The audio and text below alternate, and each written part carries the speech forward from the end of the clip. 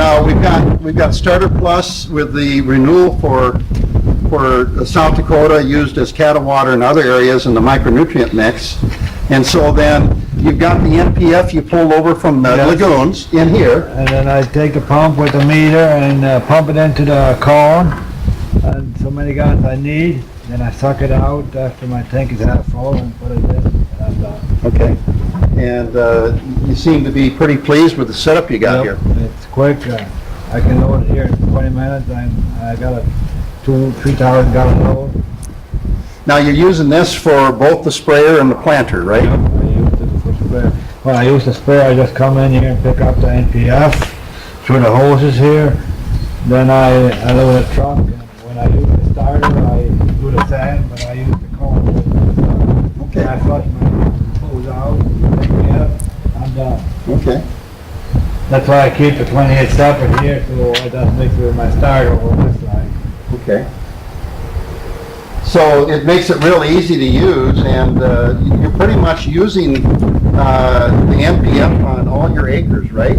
This year I did, last year I did. So you're actually, in a way, you're kind of all mixing your own starter fertilizer right on site, right? Right here, Yeah. Right in here. So in this, you got the Starter Plus that has the nutrients, it's got the biology, it's got the humic materials in it, and you got the renewal or cattle water in there. That's your biocatalyst for Whatever your you mix here, that's what I have. biostimulant and the micronutrients, so you got a complete package. Yep. And we're going to look at some of the fields and see, how it's performed in that. So essentially, this gives you kind of a central point to bring it all together. Now, when you're spraying foliars, like let's say your Roundup on your Roundup Ready crops, are you using the NPF as a carrier there then too? Yeah, I use the NPF and I use the Herbalite Plus just on the Roundup Ready corn. Okay. Okay.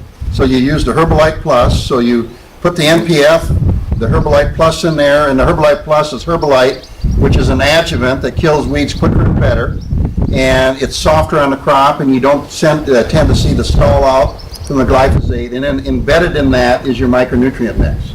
And that all mixes with NPF. Yep. Sprays fine? It's fine. What have you seen as far as weed control? Pretty good kill? I have a pretty good kill, but I don't know any difference because this is all I use. I don't Okay. use any water. Okay. And I wouldn't say. so really NPF gets used multi-times on your crops, either as a starter, any foliars you put out, or weed control you put out, all is carried with the NPF. In 2010, we had a test on weed, and we seen a three bushel advantage where we used the NPF at heading when we did that fungicide. That's the only test I have. So at heading, you used the NPF with the fungicide, and you saw 3 bushel, just with the NPF, Just the the 3 bushel NPF, advantage. That time we used water and NPF. That's the first year. Now, let me ask you, what do you see as a value in NPF? What is it you think that is helping you out?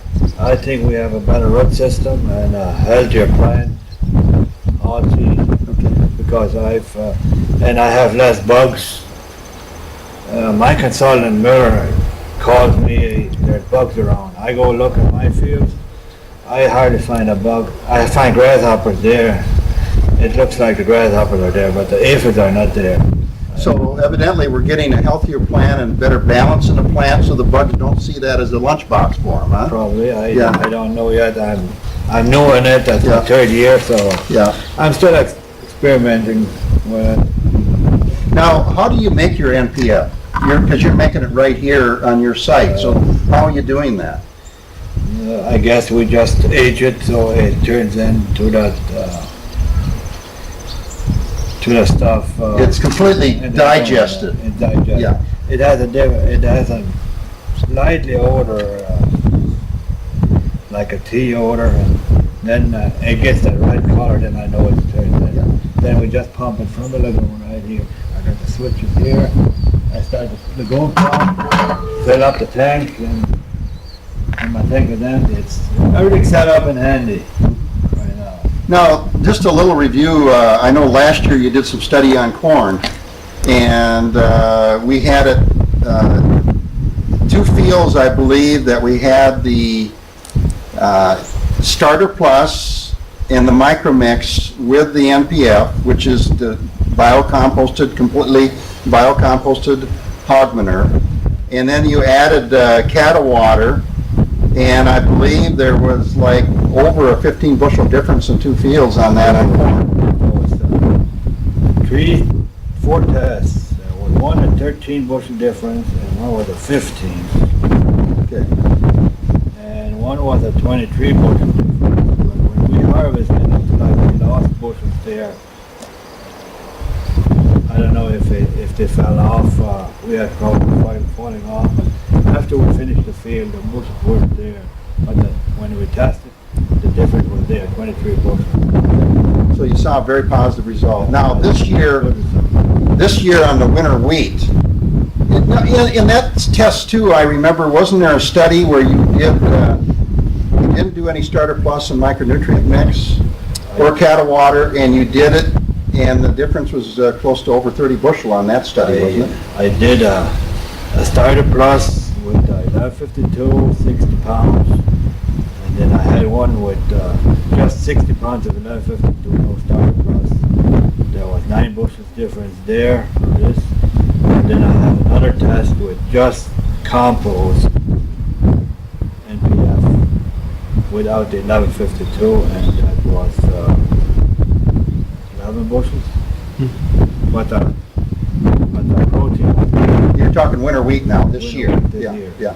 I think the protein was less on that one test, but it just shows that the bushels were there without the 1152.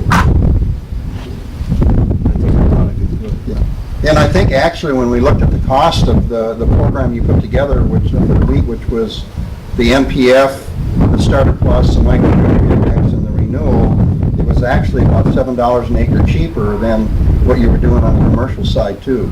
So it gave you a real, advantage there in return per acre as compared to the conventional program.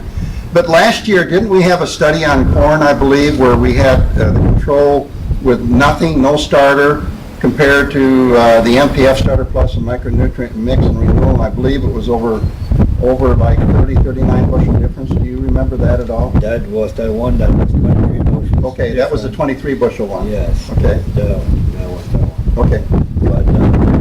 But you said maybe you lost some bushels on that? I think we lost some bushels because last year our pioneer corn dropped a lot of years, and the test we did was earlier. There was 23% moisture there, and when we came back and finished the field, it was down to 16. And I know we don't hear it.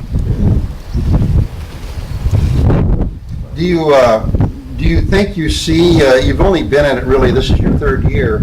Generally, what we see, beginning 3 years and moving beyond, is that we see our field performance improving overall in the crop being more uniform. We tend to drop salt levels in the field.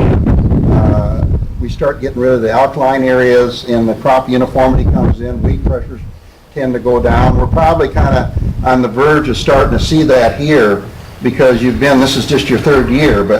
But when we looked 2 weeks ago at your soybean crop for the 2012 crop, the field looked like it was healthy from top to bottom, and the uniformity of the field is what really was intriguing to me, and pretty well even all the way across the field as compared to the surrounding fields. I seen it on the soybeans and the wheat. The wheat was nice, even, and when I came in where I didn't have that 1152, it was uneven all through the field. The field was a mile long, and you could see that uneven all through the field.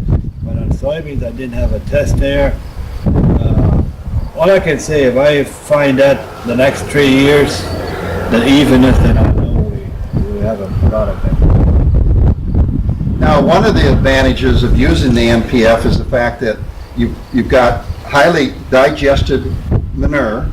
It's refined to a point where it has very, very little odor. It's sprayable, and it's just loaded with biology, including nitrogen-fixing organisms. So, I mean, that's the real advantage of using that product. Besides that, you're saving a lot in commercial fertilizer costs. I'd like to mention something. Usually, we put on 12 to 15,000 gallons on with the manure to get rid of it, the fields around here.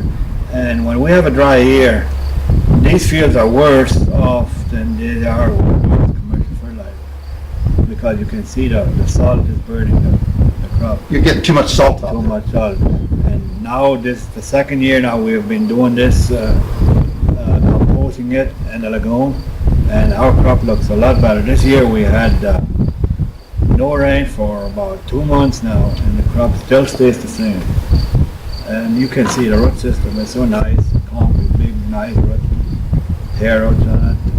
So when we're bio-augmenting that manure, not only are we digesting all the organic matter, but we're also dropping salt levels dramatically, which is a big problem out here in South Dakota because you have high salt type soils and alkaline soils. And so by putting that out there, we don't have the salt going out. Plus with all the biology, we're actually then reducing the salt over time that's in the field. And so you're just on the front edge of beginning to see some of that, aren't you? Yeah. Well, I guess we'll wait 2 years. We'll see Yeah. what goes on. Yeah. So we got another year on our program, so we'll try it. Okay.